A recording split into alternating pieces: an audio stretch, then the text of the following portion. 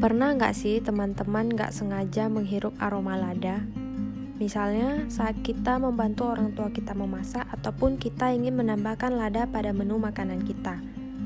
Yang menjadi pertanyaannya adalah, mengapa kita sering bersin ketika menghirup lada? Padahal kalau nggak sengaja menghirup aroma rempah-rempah yang lain, kita nggak sampai bersin.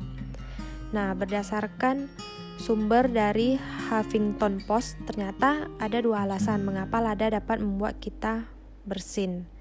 Yang pertama yaitu partikel halus lada. Coba kita lihat lada yang ada di rumah kita. Bentuknya itu kecil seperti debu. Ternyata dalam pembuatannya lada ditumbuk berulang kali hingga halus sehingga menghasilkan debu ataupun partikel kecil.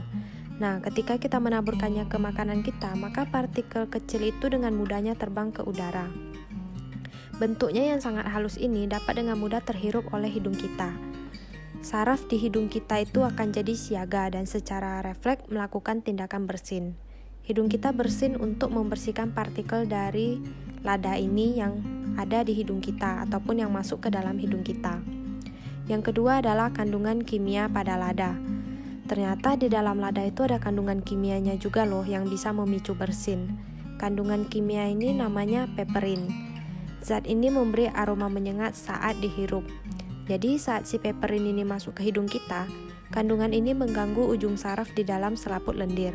Inilah yang membuat kita ingin menjadi bersin. Tak hanya itu, ketika kita menghirup lada yang masih berbentuk tanaman, tak jarang juga kita sering bersin loh. Ini karena lada dapat mengaktifkan reseptor kadar asam yang ketika dihirup dalam jumlah banyak akan memicu bersin. Terus, teman-teman sering gak menahan bersin, misalnya karena tidak nyaman dengan orang sekitar. Ternyata menahan bersin juga berbahaya loh. Dalam proses ini, kita menjadi tahu bahwa hidung kita itu terhubung dengan organ lainnya seperti mata, mulut, dan telinga. Namun menahan bersin ternyata bisa menimbulkan terjadinya cedera pada beberapa tubuh. Saat bersin sengaja ditahan, tekanan udara pada rongga wajah akan meningkat hingga 5 kali lipat. Tekanan yang meningkat dan terperangkap ini bisa masuk ke saluran telinga, bagian dalam yang menyebabkan gendang telinga kita bisa pecah. Selain itu, kebiasaan menahan bersin bisa merusak struktur telinga bagian dalam. Ini yang akan menyebabkan gangguan pendengaran permanen. Tak hanya bikin gendang telinga kita pecah, kebiasaan menahan bersin juga beresiko cedera diafragma yang akan mengganggu proses pernapasan. Untuk itu, diingatkan kembali bagi teman-teman untuk jangan terlalu sering menahan bersin.